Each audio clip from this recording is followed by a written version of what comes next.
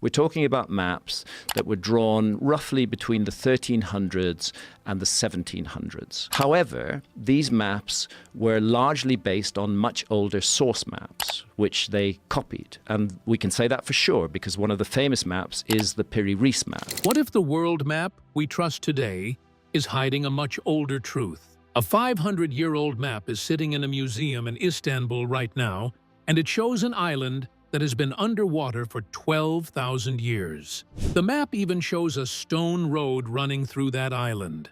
Graham Hancock brought this evidence to Joe Rogan, and what he revealed next will make you question everything you were taught about ancient history. When did humans really master the seas? In a world where we believe we have uncovered all the secrets of our ancient past, Graham Hancock sat down with Joe Rogan to challenge one of the most fundamental assumptions in archaeology. The question they explored seems simple enough on the surface, but the answer carries enormous implications for everything we think we know about human civilization. When did humans actually learn to cross the open ocean? The answer that mainstream archaeology gives might shock you. According to the experts, serious ocean navigation began with the Polynesians roughly 3,000 to 3,500 years ago. Before that, according to the official story, nobody was crossing oceans. Nobody was exploring distant shores. Humanity was supposedly confined to coastlines and short voyages between visible landmarks. The Polynesians were undeniably remarkable sailors. Even modern navigators struggle to match what they accomplished, with nothing but the stars overhead, the feel of ocean currents beneath their canoes, and generations of accumulated knowledge passed down from their ancestors. These ancient mariners crossed thousands of kilometers of open Pacific Ocean with an accuracy that seems almost supernatural when you consider they had no compasses, no charts, and no modern instruments of any kind. Their discovery of Easter Island stands as one of the most impressive navigational achievements in human history. Try to picture the challenge they faced. Easter Island sits in one of the most isolated locations on the entire planet. It lies 2,000 miles from the coast of South America in one direction and 2,000 miles from Tahiti in the opposite direction. There is nothing but empty ocean in between. Finding this tiny speck of volcanic rock in the middle of the vast Pacific would be like finding a single house somewhere in the middle of an entire continent while wearing a blindfold. Yet, the Polynesians did not merely stumble upon Easter Island by accident. They found it deliberately. They brought enough people to establish a sustainable community that could survive and grow over generations. Evidence suggests they even maintained regular contact with other islands, making repeated voyages back and forth across those tremendous distances. This was not a group of unlucky sailors blown off course by a storm. This was intentional, skillful, and precise navigation executed with purpose. For mainstream archaeology, the Polynesian expansion represents the absolute beginning of humanity's engagement with ocean exploration. According to the academic consensus, no significant ocean voyages occurred before the Polynesians showed it could be done. Graham Hancock sees a serious problem with this position. The archaeological community presents this timeline not as a theory or a strong probability, but as established fact that allows no argument. Yet, compelling evidence exists that contradicts this comfortable assumption, and mainstream archaeology has been strangely reluctant to engage with it. Consider the DNA studies that have been conducted in the Amazon region. These genetic findings reveal connections between ancient populations that make absolutely no sense under the accepted timeline of human seafaring. The evidence points to movements of people across vast oceanic distances long before the Polynesians ever set sail. Rather than investigating what this genetic evidence might mean, archaeology has largely chosen to ignore it. Archaeologists wouldn't argue that the Egyptians had boats, but that is still within the framework of accepted history. Then there is the Egyptian problem that nobody wants to discuss. We know with complete certainty that the ancient Egyptians possessed sophisticated boats 4,500 years ago. These were not simple rafts or primitive canoes. These were properly constructed vessels capable of carrying substantial cargo and numerous passengers across significant distances. Archaeological evidence suggests boat technology existed even 1,000 years before the Egyptian examples we have found, pushing maritime capability back to at least 5,500 years ago. Here is the obvious question that archaeology refuses to address. If these ancient civilizations possessed seaworthy boats, why would we assume they never used them to explore the open ocean? The assumption defies basic logic. Humans have always been curious explorers. Give any civilization boats, and they will eventually point them toward the horizon to see what lies beyond. Archaeologists will readily acknowledge that Egyptian boats existed. That admission fits comfortably within the framework of accepted history. The boats are old, certainly, but not old enough to threaten the fundamental assumptions about human development. What archaeology absolutely will not accept, what represents an unthinkable proposition for the mainstream academic community, is the idea of a global seafaring culture existing during the Ice Age. The suggestion that sophisticated navigators were exploring the world's oceans more than 12,000 years ago contradicts everything archaeology claims to know about the progression of human technological development. That is precisely the idea that Graham Hancock believes the evidence supports. And he has found proof in the most unexpected place imaginable. Maps that shouldn't exist. The Piri Reis mystery. The most compelling evidence for ancient global seafaring does not come from shipwrecks buried beneath the waves or ancient harbors excavated from coastal sites. Instead, the proof exists in the form of ancient maps that depict the world in ways that should have been completely impossible for their creators to achieve. These are not crude sketches drawn by imaginative artists dreaming of unknown lands. These are sophisticated cartographic documents showing the world as it appeared during the last ice age, when sea levels were dramatically lower, and coastlines looked fundamentally different from what we see today. The truly puzzling aspect of these maps is that they were drawn relatively recently in historical terms, between roughly the 1300s and the 1700s. Yet, they contain geographical information that their creators could not possibly have obtained through their own exploration. The key to understanding these mysterious documents lies in recognizing how they were actually made. Medieval and Renaissance cartographers did not create these maps from scratch, based on their own surveys and explorations. Instead, they copied from much older source maps that had been preserved and passed down through centuries. We can state this with absolute certainty because the cartographers themselves documented their sources and methods in their own handwriting. The most famous and controversial of these impossible maps is known as the Piri Reis map. A Turkish admiral named Piri Reis created this document in the year 1513. As a naval commander, he had access to an extraordinary collection of older maps and charts that most people never knew existed. The map we have today represents only a fragment of what was originally a complete world map. Actually, only a corner of his map has survived. It was originally a world map. Time and the destruction of history have consumed most of this remarkable document, leaving us with just a corner that shows portions of the Americas and the west coast of Africa. What makes the Piri Reis map so significant is not merely its age or the regions it depicts. The importance lies in the detailed notes that Piri Reis himself wrote directly on the map. In his own handwriting, this Turkish admiral documented exactly how he created his map and where his information came from. According to these notes, Piri Reis based his cartographic work on more than 100 older source maps that he had collected from various sources over the years. The origins of these source maps lead us to one of the most legendary repositories of ancient knowledge the world has ever known, the Library of Alexandria. Piri Reis indicated that some of the maps he consulted had originally come from this famous library, which had been one of the largest and most significant collections of knowledge in the ancient world. The Library of Alexandria was destroyed in the 4th century AD, and with its burning went countless irreplaceable documents, scrolls, and maps representing centuries of accumulated human knowledge.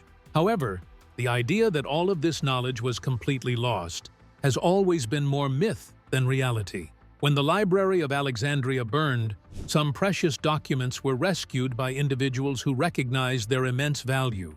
These salvaged materials, including certain ancient maps, were transported to Constantinople.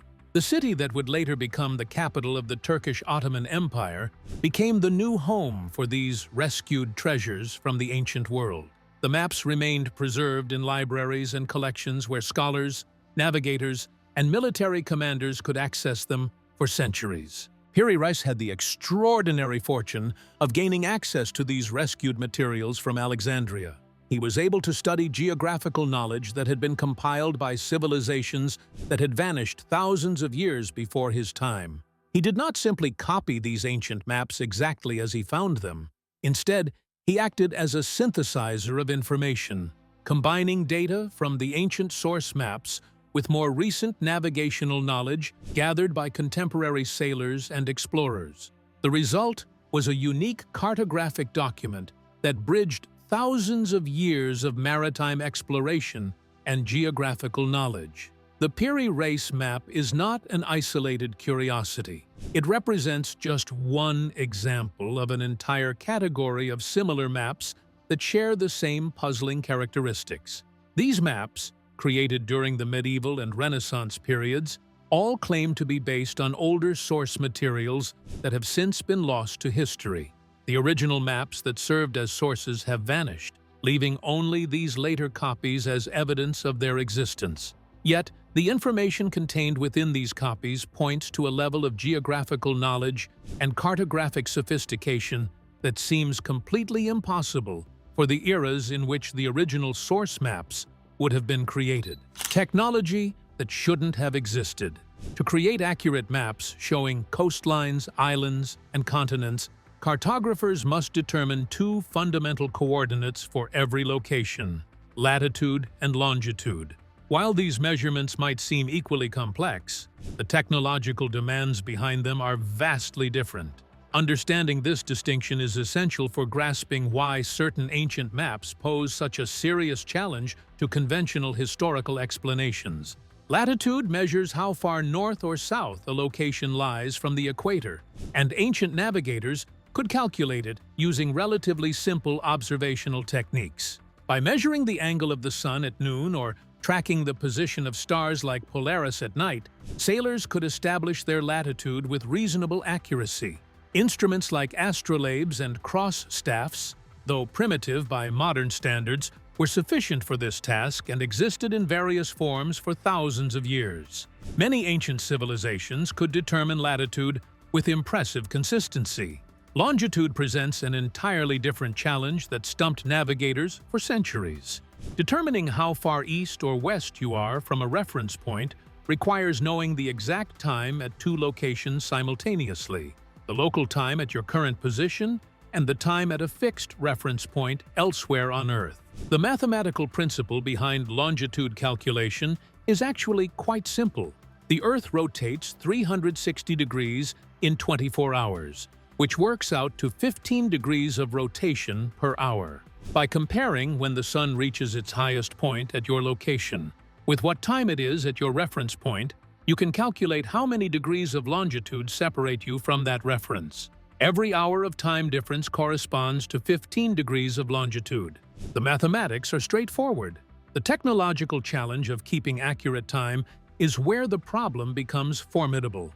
Longitude calculation requires an extraordinarily precise timekeeping device known as a chronometer. While modern society takes accurate clocks for granted, building a timepiece capable of maintaining exact time over long ocean voyages proved to be one of the greatest engineering challenges in all of human history.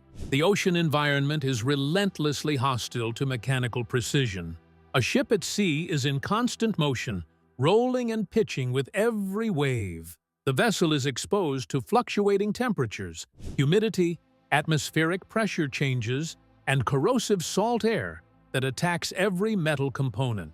Early clocks relied on pendulums or delicate balance mechanisms that were extremely sensitive to all of these conditions. Temperature changes caused metal parts to expand or contract, which altered timekeeping rates. Ship motion disrupted the delicate oscillations that kept time. Salt air corroded crucial parts. Clocks that worked perfectly on land could lose or gain minutes or even hours per day when taken to sea. For longitude determination, even tiny timing errors produced catastrophic navigation mistakes. An error of just 4 minutes translated into a longitudinal error of 1 degree, which equals roughly 60 nautical miles at the equator. Such inaccuracies made precise navigation completely impossible. For century after century, no civilization on Earth possessed a timepiece capable of maintaining the necessary accuracy during extended ocean voyages. It is an established fact of technological history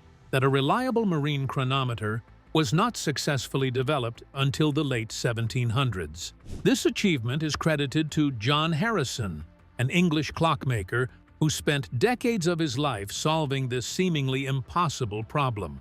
His breakthrough designs, perfected in the 1760s and 1770s, finally overcame the challenges posed by motion, temperature, and corrosion. Even after Harrison's success, these chronometers remained rare, extremely expensive, and not immediately available to most navigators. Before Harrison's work, sailors navigated without any reliable knowledge of their east to west position.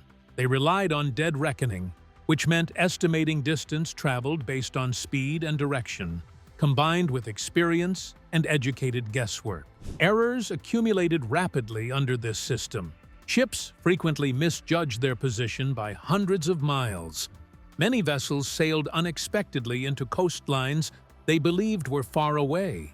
Others missed their intended ports entirely and became hopelessly lost, sometimes with fatal consequences for everyone aboard. The inability to determine longitude accurately caused countless maritime disasters throughout history. Ships were wrecked on unseen shores. Entire crews perished. Valuable cargoes were lost. These tragedies occurred so frequently that they shaped the course of maritime history and drove governments to offer enormous rewards for anyone who could solve the longitude problem. When accurate longitude determination finally became possible after Harrison's breakthrough, it transformed human civilization. Global trade expanded dramatically because ships could finally navigate with confidence. Naval power became more precise and strategic. Exploration shifted from dangerous guesswork to systematic planning. The solution to the longitude problem was celebrated as one of the great triumphs of the Enlightenment, a victory of human ingenuity over a challenge that had defeated every civilization for thousands of years. At least, that is what conventional history tells us. Yet those ancient maps, the ones copied from sources that originated in the Library of Alexandria, display accurate longitudinal placement of coastlines and landmasses. The technology to achieve this level of precision supposedly did not exist until John Harrison invented it in the 1700s. Either those maps are wrong, which comparison with modern geography proves they are not, or someone possessed the ability to calculate longitude accurately thousands of years before Harrison was born. Now, wait until you see what these ancient maps reveal about a continent that the modern world hadn't even discovered yet. The impossible continent. In 1818, a respected cartographer named Pinkerton created a world map using the most advanced navigational knowledge available at that time. European powers were aggressively exploring and charting the entire globe. The Pinkerton world map represented the cutting edge of geographical knowledge just over 2 centuries ago. When you examine the Pinkerton world map closely, one absence immediately stands out. At the bottom of the globe, where the southern polar region should appear, there is absolutely nothing. The map shows an empty void where Antarctica would eventually be placed. This omission was not accidental, and it was not a printing error. It reflected a simple historical reality. In 1818, modern civilization had not yet discovered Antarctica.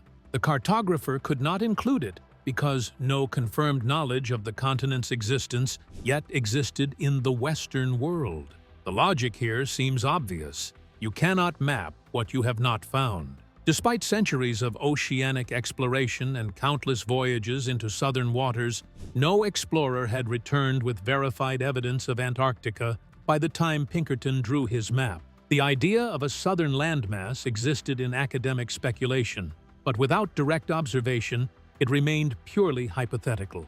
Responsible cartographers of that era left unknown regions blank rather than invent coastlines without proof. Antarctica officially entered human geographical knowledge in 1819, just 1 year after the Pinkerton map was drawn.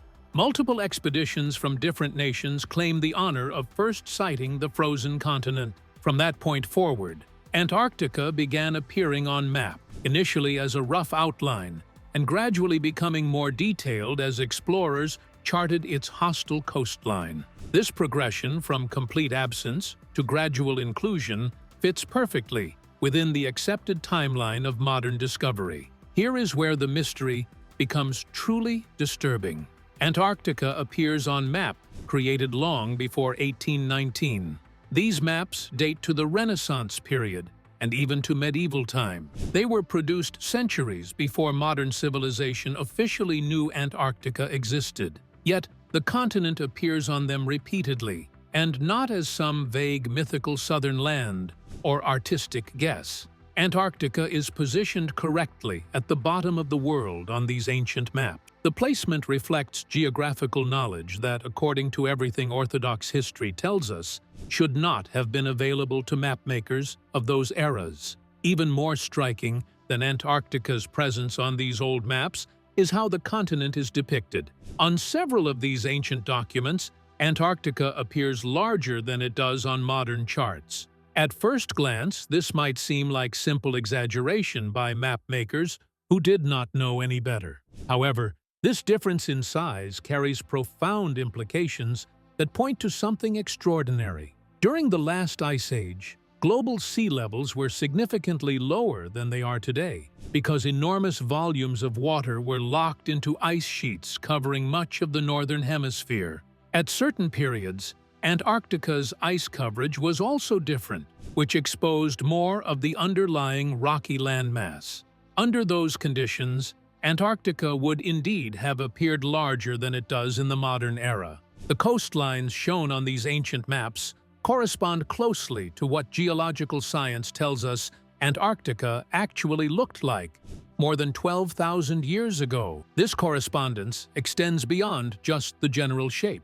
Some of these old maps appear to show coastal details and landforms that align with Antarctica's subglacial topography, meaning the actual rocky continent that lies hidden beneath miles of ice. Modern science has only been able to map this buried landscape using advanced radar and sonar technologies developed in recent decades. Yet, information matching this hidden geography appears on maps drawn hundreds of years ago. Greenland presents a parallel mystery that reinforces the implications.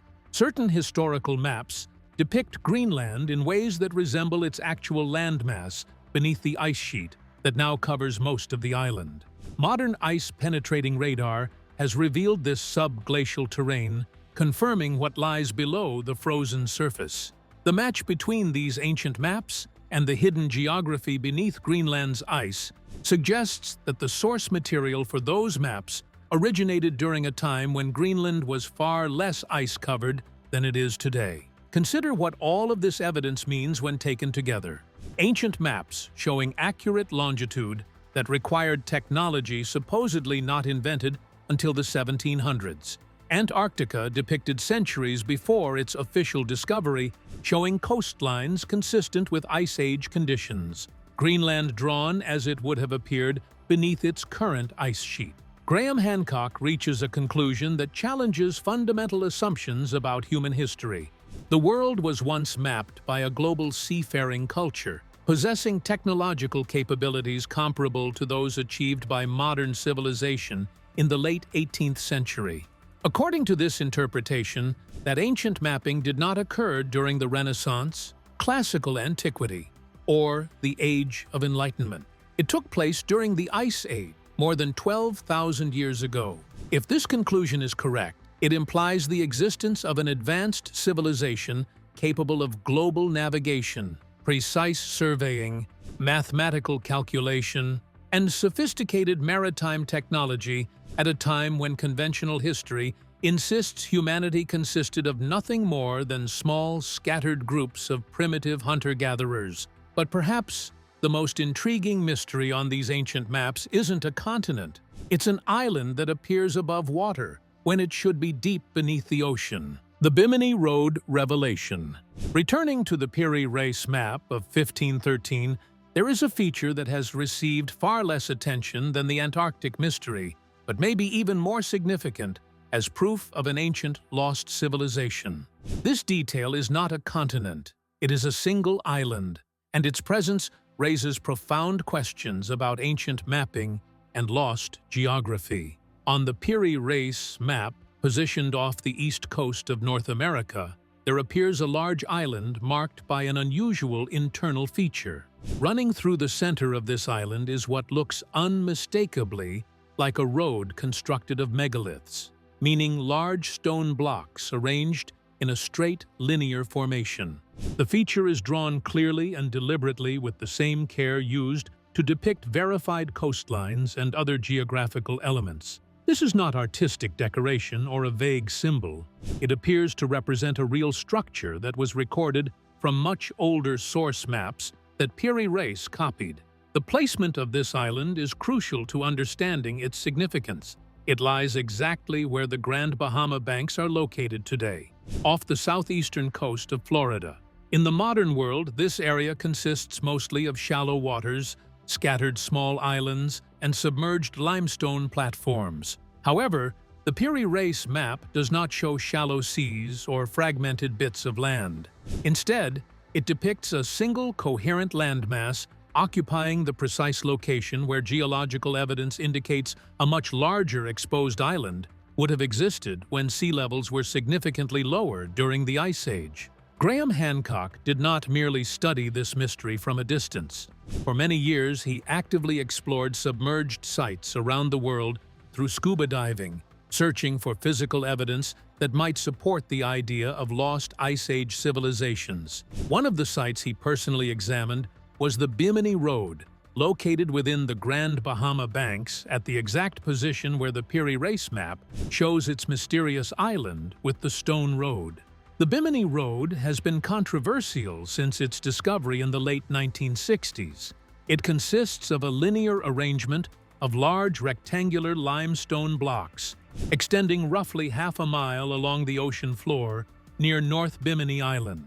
The blocks are remarkably similar in size and shape, and they appear fitted together in a manner that many observers find strongly suggestive of deliberate construction by human hands. Because the formation lies in relatively shallow water, it has been studied extensively by divers, researchers, and geologists over the decades since its discovery. The central debate surrounding the Bimini Road has always focused on whether it is natural or artificial. Mainstream archaeology generally argues that it is a natural formation of beach rock, which can fracture into block-like shapes under certain geological conditions. Hancock does not deny that beach rock can form naturally. He acknowledges this explanation as geologically valid in principle. However, based on his own repeated dives at the site and close personal observation over many years, he concludes that the organization, the linearity, and the consistency of the structure suggest intentional human use of beach rock as a building material rather than a random geological accident. Yet Hancock ultimately shifts the focus away from this debate entirely. For him, the most important question is not whether the Bimini Road is artificial or natural. He states explicitly that this argument is secondary to a far more troubling issue that demands explanation. What matters most is the fact that this structure appears on an ancient map as an above-water feature. On the Piri Reis map, the megalithic road is not submerged beneath the waves. It is drawn on dry land, on an island rising above sea level. This single detail provides an independent and powerful mechanism for dating when the original source maps must have been created. Geological studies of sea level change demonstrate that the Grand Bahama Banks were last exposed as substantial landmasses during the last ice age, when global sea levels were dramatically lower than they are today. The last time the location of the Bimini Road would have been visible above water, accessible without diving equipment, and capable of being observed and mapped as part of an island, was thousands of years ago. This was well before the rise of any civilization recognized by mainstream archaeology. The implication of this evidence is unavoidable. If the Bimini Road appears above water on the Piri Reis map, then the source maps from which Piri Reis copied his information must have been created during a period when that entire area was dry land. This means that someone was surveying and mapping that region during the Ice Age. Someone was documenting not only coastlines but also internal features, like a stone road. Such activity requires organized seafaring, sophisticated navigation, and advanced cartographic knowledge far beyond what orthodox archaeology allows for that period of human history. In Graham Hancock's view, the Bimini Road functions as a capstone to the wider body of evidence he presents, accurate longitude measurements that imply advanced timekeeping technology.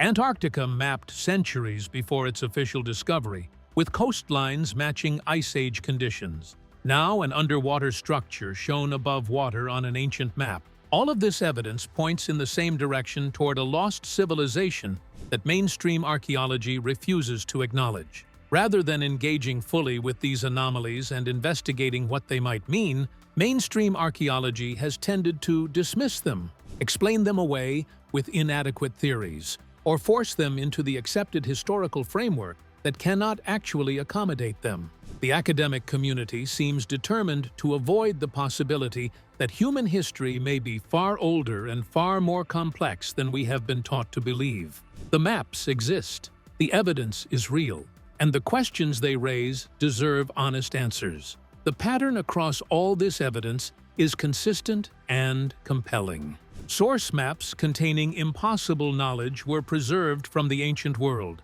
copied by medieval and Renaissance cartographers, and have survived to our present day as testimony to a forgotten chapter of human achievement. The precision of longitude calculations, the presence of Antarctica with Ice Age coastlines, the depiction of subglacial Greenland, and the Bimini Road shown on dry land all point toward the same conclusion. A sophisticated civilization with advanced maritime technology once mapped our planet during the Ice Age more than 12,000 years ago, and almost all traces of their existence have been erased by time. These ancient maps force us to reconsider everything we thought we knew about human history, and the evidence suggests our ancestors achieved far more than mainstream archaeology admits. What do you think lies hidden beneath the waves, waiting to be discovered? Share your thoughts in the comments below.